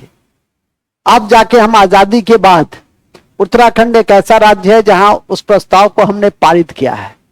और राष्ट्रीय स्तर पे यदि सरकार को पूर्ण बहुमत मिलता तब जाकर इस दिशा में कुछ प्रयास होता, ठीक है कि नहीं, समान नागरिक संहिता में। लेकिन अब तो गठबंधन की सरकार है, अब तो एनडीए की सरकार है, तो इसमें कोई भी ऐसी नीति तो लागू हो ही नहीं सकती है जो एक पार्टी विशेष का उस पर प्रभाव हो, क्योंकि गठबंधन की सरकार में सबको लेकर चलना पड़ता है और एक कॉमन मिनिमम प्रोग्राम होते हैं। मूल बिंदु पे आ जाइए तो ध्यान रखिएगा कि सबसे पहले आया और सबसे पहले गया। और इसी क्रम में एक नए मार्ग की खोज हुई जिसका नाम था केप ऑफ गुड होप, ठीक है। और ये वास्को डी गामा कहां पहुंचा? ये वास्को डी गामा पहुंचा कालीकट। कहां? दक्षिण भारत, जहां का स्थानीय राजा था जमोरिन, और उसने इसका खूब स्वागत किया। तो लिखो नोट नंबर 2 बूस्टर फैक्ट में है, लिखेंगे।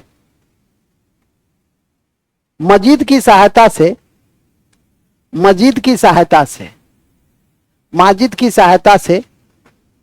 Vasco da Gama Cape of Good Hope होकर, केप ऑफ गुड होप होकर, केप ऑफ गुड होप होकर, केप ऑफ गुड होप होकर, केप ऑफ गुड होप नया रास्ता खोजा गया दक्षिण अफ्रीका में। केप ऑफ गुड होप होकर कालीकट पहुंचा, भारत के कालीकट पहुंचा, भारत के कालीकट पहुंचा, जहां जहां स्थानीय जमोनी राजा ने उसका स्वागत किया, स्थानीय जमोनी राजा ने उसका स्वागत किया। स्वागत है, स्वागत है, स्वागत है भाई, स्वागत है, देख रहा है। स्थानीय जमोनी राजा ने उसका स्वागत किया, ठीक है। स्थानीय जमोनी राजा ने स्वागत किया। जब बड़े स्तर पे जाओगे तो एक तथ्य नोट में लिखवाते हैं हम, आज शुरू होगा बीपीएससी में ही, तो उसमें भी लिखाएंगे कि बार्थोलोम्यू दियाज सबसे पहला पुर्तगाल था जो भारत को खोजने के लिए निकला। लेकिन आया कौन भारत? Vasco da gamma. ऊपर में लिखा भी हुआ था चार्ट में। प्रथम प्रयास किसने किया था? लेकिन तुम लोग को तो अकबर और सिकंदर लोधी जहां याद नहीं रहता है, वहां पे ये सब क्या याद रहेगा। लेकिन ध्यान रखो, हमारा काम है कि ध्यान रखवा देना। तो ध्यान रखवा दिए कि खोजने निकला ये, खोजा किसने? आया कौन? Vasco da gamma. तो ध्यान रखिएगा भविष्य के लिए। मूल बिंदु पे आ जाइए। तो मूल बिंदु यह है कि स्थानीय जमोनी राजा ने स्वागत किया। स्वागत है भाई, स्वागत है, भारत में आपका स्वागत है। स्वागत है भाई, स्वागत है, भारत में आपका स्वागत है। मूल बिंदु पे आ जाइए। मूल बिंदु यह है कि प्रथम गवर्नर कौन था इसका? De Almeida. तो लिखेंगे नोट, प्रथम गवर्नर, पुर्तगाल का प्रथम गवर्नर, प्रथम केंद्र तो लिख लिए थे, प्रथम गवर्नर डी अल्मीडा थे। प्रथम गवर्नर डी अल्मीडा थे। कौन थे? डी अल्मीडा थे, जिन्होंने भारत में ब्लू वाटर पॉलिसी दिया था, नीले जल की नीति दिया था, जिसने भारत में नीले जल की नीति दिया था, जिसने भारत में नीले जल की नीति दिया था। क्या दिया था? नीले जल की नीति दिया था, जिसने भारत में नीले जल की नीति दिया था। ब्लू वाटर पॉलिसी किसने दिया था? फर्स्ट गवर्नर ऑफ पुर्तगीज, ठीक है। नेक्स्ट, वास्तविक संस्थापक कौन थे पुर्तगाली शक्ति का? अल्बुकर्क। तो लिखेंगे पुर्तगाली का वास्तविक संस्थापक, पुर्तगाली का वास्तविक संस्थापक अल्बुकर्क थे। अल्बुकर्क थे। पुर्तगाली का वास्तविक संस्थापक अल्बुकर्क थे। अल्बुकर्क थे, याद रखिएगा। Real founder of Portuguese power in India, भूलिएगा नहीं। पुर्तगाली शक्ति का वास्तविक संस्थापक कौन था? और कोचीन को ही उसने अपना क्या बनाया? केंद्र बनाया। और इसके अलावा कई जगह उसने जीता। सबसे इंपॉर्टेंट अभी नहीं लिखना है, सब भविष्य के लिए है। होर्मुज 1515, मलक्का 1511 और गोवा 1510। इसमें गोवा सबसे इंपॉर्टेंट है। बीजापुर के सुल्तान थे यूसुफ आदिल शाह, उन्हीं से, यूसुफ आदिल शाह से इन्होंने गोवा को छीना था। और इस समय दक्षिण भारत में किसका शासन था? बताओ, अभी कुछ दिन पहले पढ़े हो। अरे कृष्णदेव राय, ठीक है कि नहीं? 1509 से 1529 तक किसका शासन था? कृष्णदेव राय का, जिसका फॉरगॉटन एम्पायर रॉबर्ट स्वेल ने लिखा, ठीक है कि नहीं? इन सबको ध्यान में करके रखिएगा तो अच्छा है उन किताबों को। और पुर्तगालियों के साथ विजयनगर के शासक का मैत्रीपूर्ण संबंध थे। कैसे संबंध थे? मैत्रीपूर्ण, क्योंकि घोड़ा भी देता था वो। कौन? पुर्तगीज। मूल में आ जाइए। तो ये इतने सारे क्षेत्र पर इसने क्या किया? कब्जा किया। Malacca, Goa 10, Malacca 11, Hormuz 15। भविष्य के लिए तब पढ़िएगा। और एक और नीति थी इसकी, महिलाओं के साथ विवाह की नीति। भारतीय महिलाओं के साथ विवाह की नीति करेगा तो स्वाभाविक एक्सेप्टेंस बढ़ेगा उसका। तो इस तरह से इसने इन नीतियों का परिचय दिया। लेकिन आपको कुछ नहीं याद रखना है, आपको याद रखना है वास्तविक संस्थापक था। और गोवा को 1510 में बीजापुर के सुल्तान आदिल शाह से, यूसुफ अली आदिल शाह से जीता। तो लिख देंगे, अल्बुकर्क ने 1510 में 1510 में बीजापुर के सुल्तान यूसुफ शाह से गोवा जीता। गोवा जीता। किसने जीता? किसने जीता? अल्बुकर्क ने जीता। ठीक है, अल्बुकर्क ने जीता। ओके, चलिए। अब जब गोवा जीत लिया तो कालांतर में गोवा राजधानी बना दिया। किसने? कुन्हा ने। किसने? तो लिखेंगे, नीनो द कुन्हा ने कालांतर में गोवा को पुर्तगाली राजधानी बना दिया। नीनो द कुन्हा ने कालांतर में गोवा को राजधानी बना दिया। गोवा को राजधानी बना दिया। किसको राजधानी बना दिया? किसको राजधानी बना दिया? गोवा को। और जहां समान नागरिक संहिता क्या थी? लागू थी। जहां पहले से ही आजादी के बाद जब ऑपरेशन विजय के माध्यम से हमने गोवा को हस्तगत किया, ग्रहण किया। किस विजय से? ऑपरेशन विजय। ऑपरेशन पोलो हैदराबाद में और ऑपरेशन विजय गोवा में। और जब हमने उसको प्राप्त किया तो कॉमन सिविल कोड हमको विरासत में मिल गया।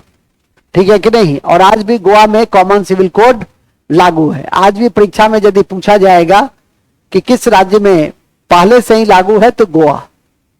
ठीक है। और पुर्तगालियों का योगदान वगैरह आप पढ़ ही लिए हैं। ऑपरेशन विजय आपने देख ही लिया कि ऑपरेशन विजय के माध्यम से गोवा को हस्तगत किया गया 1961 में। ये मिसलेनियस हिस्ट्री नहीं है, ये मिसलेनियस फैक्ट है। ये आप कॉन्स्टिट्यूशन में भी मेरे मुंह से सुनते होंगे कि ऑपरेशन विजय गोवा को हस्तगत कॉमन सिविल कोड। ठीक है, तो ध्यान रखिएगा, इस बिंदु लिख ही लीजिए। ऑपरेशन विजय के द्वारा गोवा को 1961 में, ऑपरेशन विजय के द्वारा 1961 में, ऑपरेशन विजय के द्वारा 1961 में, 1961 में, ऑपरेशन विजय के द्वारा 1961 में गोवा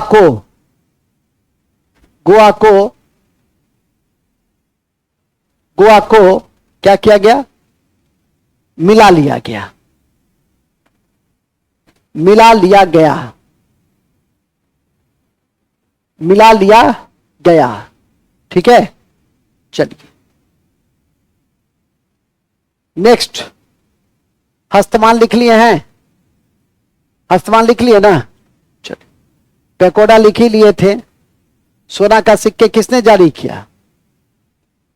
डचों ने। सोना का सिक्के किसने जारी किया? नेक्स्ट ये लिखेगा, सेंट जॉर्ज किला मद्रास में है। अंग्रेजों ने सेंट जॉर्ज किला मद्रास में, अंग्रेजों ने सेंट जॉर्ज किला मद्रास में और फोर्ट विलियम किला कलकत्ता में बनाया। और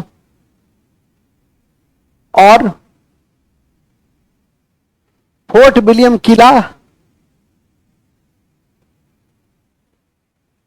फोर्ट विलियम किला कलकत्ता में बनाया। किसने बनाया? कलकत्ता में बनाया। सारी बातें आप पढ़े, क्या क्या पढ़े थे कि जहांगीर के समय एक अंग्रेज यात्री आया। देखो अभी हम कहें आप पीछे घुमाना शुरू कर दी। अरे दिमाग पे भरोसा करो, दिमाग पर, ठीक है। कौन बताएगा कि जहांगीर के समय कौन सा विदेशी अंग्रेज यात्री आया था? और उसका नाम था हॉकिंस। क्या था हॉकिंस के विषय में क्या क्या जानते हो? 400 मनसबदार दिया, इंग्लिश खां की उपाधि लिया और तुर्की में संवाद किया। किसके साथ? जहांगीर के साथ, जिससे कि टचेबिलिटी बढ़ी। और रेड ड्रैगन जहाज से पहुंचा था। पहली फैक्ट्री सूरत में, मार्ग भी प्रशस्त हो गया, लेकिन स्थानीय अरब व्यापारियों के विरोध के कारण उसका लेटर नहीं निकल पाया। तो 1611 में मछलीपट्टनम में आधिकारिक रूप से पहली फैक्ट्री की स्थापना हुई। वो सब बातें आप पढ़ चुके हैं, पूर्व के दिनों में ही सारी बातें हो चुकी है। जब अंग्रेज पढ़िएगा तो इन सब चीजों की एक एक करके आपको जानकारी दी जाएगी, चाहे वो चारनाक के द्वारा कलकत्ता की स्थापना हो या मैग्ना कार्टा हो। हालांकि ये पढ़े भी हैं आप कि मैग्ना कार्टा किसके समय था। फरुखसियर का नाम सुना होगा, ठीक है कि नहीं। और हैमिल्टन के इलाज से प्रभावित होकर उसने इस मैग्ना कार्टा व्यापारिक चार्टर पत्र को दिया था। ये सब बातें आपके उत्तरवर्ती मुगल बादशाह में लिखा हुआ है, उसको थोड़ा सा घर पे जाके पढ़िए। तो अंग्रेजों में बूस्टर फैक्ट पढ़ने की कोई जरूरत नहीं है, आगे पूरा अंग्रेज बाकी ही है। जो दूसरा जो चैप्टर है आपका, वो दूसरे चैप्टर का क्या नाम है? ब्रिटिश साम्राज्य का स्थापना और सुदृढ़ीकरण। तो उसकी तो परिचर्चा होगी ही होगी। नेक्स्ट, इसके अलावा डेनिस का ऐसा कोई काम नहीं था जिसके कारण हम याद रख सकते। फ्रेंच के बूस्टर में लिख देंगे फ्रेंच ईस्ट इंडिया कंपनी की स्थापना 1664 में राजा लुई 14वां के समय हुई। फ्रेंच ईस्ट इंडिया कंपनी की स्थापना, फ्रेंच ईस्ट इंडिया कंपनी की स्थापना, फ्रेंच ईस्ट इंडिया कंपनी की स्थापना, फ्रेंच ईस्ट इंडिया कंपनी की स्थापना लुई 14वां राजा के समय, लुई 14वां राजा के समय हुई। किसके समय हुई? लुई 14वां राजा के समय हुई। उस समय फ्रांस के वित्त मंत्री, उस समय फ्रांस के वित्त मंत्री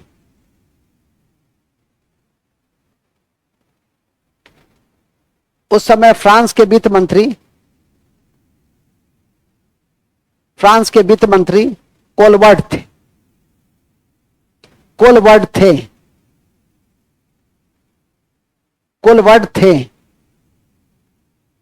कौन थे? कोलबर्ट थे। कौन कोलबर्ट? ठीक है, कहां के थे ये? और एक भी लिखिएगा कि जैसे Dutch east India company joint venture था, ये सरकारी कंपनी थी। इसके न राइज होने का कारण भी यही था। जिस शब्द में सरकार जुड़ जाए, आप प्राइवेट कंपनी में काम कीजिएगा, 12 घंटा भी काम कीजिएगा तो उफ तक नहीं बोलिएगा। सरकार में यदि 8 घंटे की जगह 8.25 घंटा हो गया, अब नौकरी सरकारी करे वाला नहीं रहेगी। अब बेकार छे सरकारी नौकरी। ठीक है, कोनो बात भेलै। ऑफिस बंद होय के समय 5 बजे छै, डीएम साहब आदेश दै छथि 5:15 बजे कि अखन 1 घंटे के अंदर बना के लाओ। आशा है समझ गए होंगे। सरकार का मतलब ही, जैसे ही तुमको सरकारी नौकरी मिलेगी, तुम अपने आप को पूर्ण सुरक्षित समझने लगती हो। ठीक है कि नहीं? कि अब क्या, अब तो ब्रह्मा विष्णु महेश भी नहीं हटा सकता है। गलत काम करोगे तो हटा ही देगा, स्वाभाविक है। मूल बिंदु पे आ जाइए। तो मूल बिंदु क्या है? मूल बिंदु है कि यह सरकारी कंपनी थी, तो स्वाभाविक है कि सरकार वाला एटीट्यूड था, वो हर देश में है। ठीक है कि नहीं? तो इसके कारण ये बहुत ज्यादा राइज नहीं कर पाया। अंग्रेजों के राइज करने का क्या कारण था? ब्रिटिश ईस्ट इंडिया कंपनी सरकारी कंपनी नहीं था। ठीक है कि नहीं? वो कुछ व्यापारियों का एक संगठन था, जिसके कारण राइज हुआ। लाभ, वहां क्या था? लाभ। देखते हो पूंजीवादी देश है। जब इकोनॉमिक्स पढ़िएगा तो अर्थव्यवस्था के कई स्वरूप होते हैं। हम लोग के यहाँ इकोनॉमी का स्वरूप है मिक्स्ड, निजी क्षेत्र भी है और सार्वजनिक क्षेत्र भी है। सरकार का भी क्षेत्र काम करता है, सरकारी स्कूल भी काम करेगा, निजी स्कूल भी काम करेगा, सरकारी एयर इंडिया भी काम करेगा। अब तो खैर वो भी प्राइवेटाइज हो गई, टाटा के नियंत्रण में आ गया। और स्पाइस जेट इंडिगो भी काम करेगा। परिवहन सेवा भी हुई है। अब तो रेलवे में भी जो सार्वजनिक क्षेत्र की कंपनी थी उसमें भी निजी क्षेत्र ने अपनी दस्तक दे दी है। अब तो पहले सफाई में निजी क्षेत्र गया रेलवे में, अब आपका पहला निजी क्षेत्र का ट्रेन का क्या नाम है? दुरंतो, जिसमें आपका उसी तरह से जैसे हवाई जहाज का किराया बढ़ता है उसी तरह से दुरंतो का भी किराया क्या है? घटता है, बढ़ता है। लास्ट टाइम में लीजिएगा तो दिल्ली जाने का 4,000 लग सकता है, 10 दिन पहले लीजिएगा तो हो सकता है 2,000 भी हो जाए। मूल बिंदु पे आ जाइए। तो ये सब चीजों को, इन सब चीजों को ध्यान में करके रखिएगा। इसी कड़ी में जैसा कि मैंने अभी आपको बताया कि ये एक सरकारी कंपनी थी। कौन? फ्रेंच। तो वो भी लिख देना, फ्रेंच एक सरकारी कंपनी थी। हाँ, लुई चौदामा के समय में, लुई चौदामा के समय में। चलो, पहला फैक्ट्री लिखी दिए हो। कहां स्थापित हुआ था? सूरत में। एक केवल याद रखना कि हमारे यहां अरविंदो आश्रम है पांडिचेरी में, और पांडिचेरी में जो अरविंदो आश्रम है, पांडिचेरी की स्थापना किसने की थी? पांडिचेरी की स्थापना फ्रेंच नहीं किया था, जिसका नाम था मार्टिन। तो लिखेंगे 1674 में, 1674 में,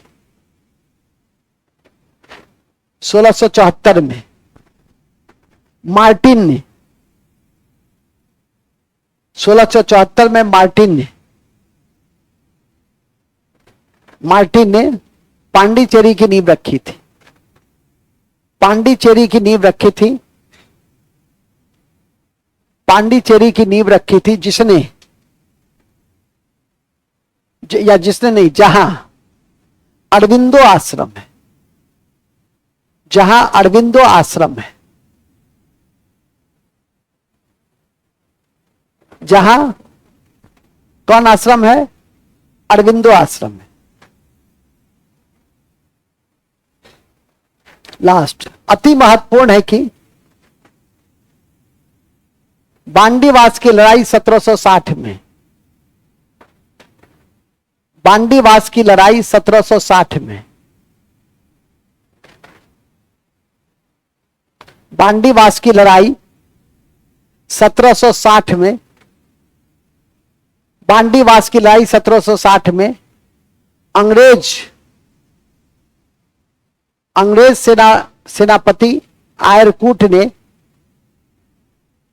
अंग्रेज सेनापति आयरकूट ने, अंग्रेज सेनापति आयरकूट ने,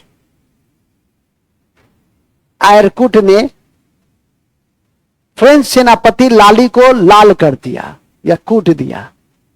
फ्रेंच सेनापति लाली को कूट दिया या लाल कर दिया, लाल लिख दो। फ्रेंच सेनापति लाली को लाल कर दिया।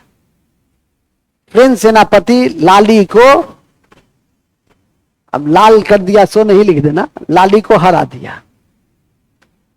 लाली को क्या कर दिया? हरा दिया, हरा दिया। तो अंग्रेज सेनापति कौन था? अंग्रेज सेनापति कौन था? अंग्रेज सेनापति कौन था? आयरकूट। अंग्रेज सेनापति और फ्रेंच सेनापति। कौन सा युद्ध? कौन सा युद्ध कब हुआ था? कब हुआ था? अब बेदरा की लड़ाई में क्या हुआ था? बेदरा भी बताए थे ना। हाँ, 1759 में डच को अंग्रेजों ने पराजित कर दिया और बाहर का रास्ता दिखाया। ठीक है, यही तो आपका था कि अंत में फ्रेंच भी क्या हो गया कि सबसे अंत में आया बेचारा, और इसी क्रम में उसको बाहर का रास्ता देखना पड़ा। एक सप्तवर्षीय युद्ध कभी कभी पूछ देता है छोटी परीक्षा में कि कब से कब तक हुआ था। तो 1756 से 1763 तक हुआ था, और इस युद्ध के बाद पेरिस की संधि हुई थी 1763 में।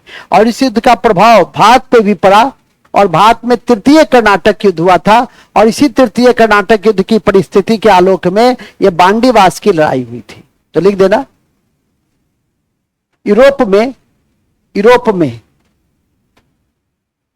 सप्तवर्षीय युद्ध, यूरोप में सप्तवर्षीय युद्ध, यूरोप में सप्तवर्षीय युद्ध 1756 से 1763 तक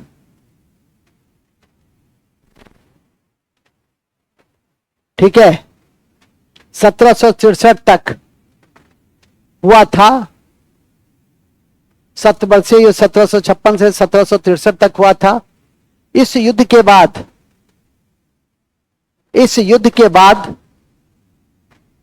पेरिस की संधि 1763 में हुई थी। पेरिस की संधि 1763 में हुई थी। पेरिस की संधि 1763 में हुई थी। पेरिस की संधि 1763 में हुई थी। बस इस युद्ध का इंपैक्ट भारत पे ही पड़ा था और भारत में तीसरा कर्नाटक युद्ध हुआ था और इसी कड़ी में बांडीवास की लड़ाई, जिसमें फ्रेंच सेनानायक लाली लाल हो गया। किसके द्वारा? अंग्रेज आयरकूट के द्वारा। यही आपका यूरोपीय कंपनी के विषय में ये जो 5 एंगल है उसको याद करके रखिए कि पहला, आगमन कब हुआ, किसका कैसे आगमन हुआ। दूसरा, आगमन के बाद कंपनी की स्थापना का तारीख क्रोनोलॉजी में याद रखना है, अभी पूछेंगे, इसके बाद ही विदा करेंगे। और तीसरा कि पहली कंपनी कौन सी बनी, इसको याद करना है। और चौथा, इस सबका जितना कंपनी आया उस सबका देन क्या है, योगदान क्या है।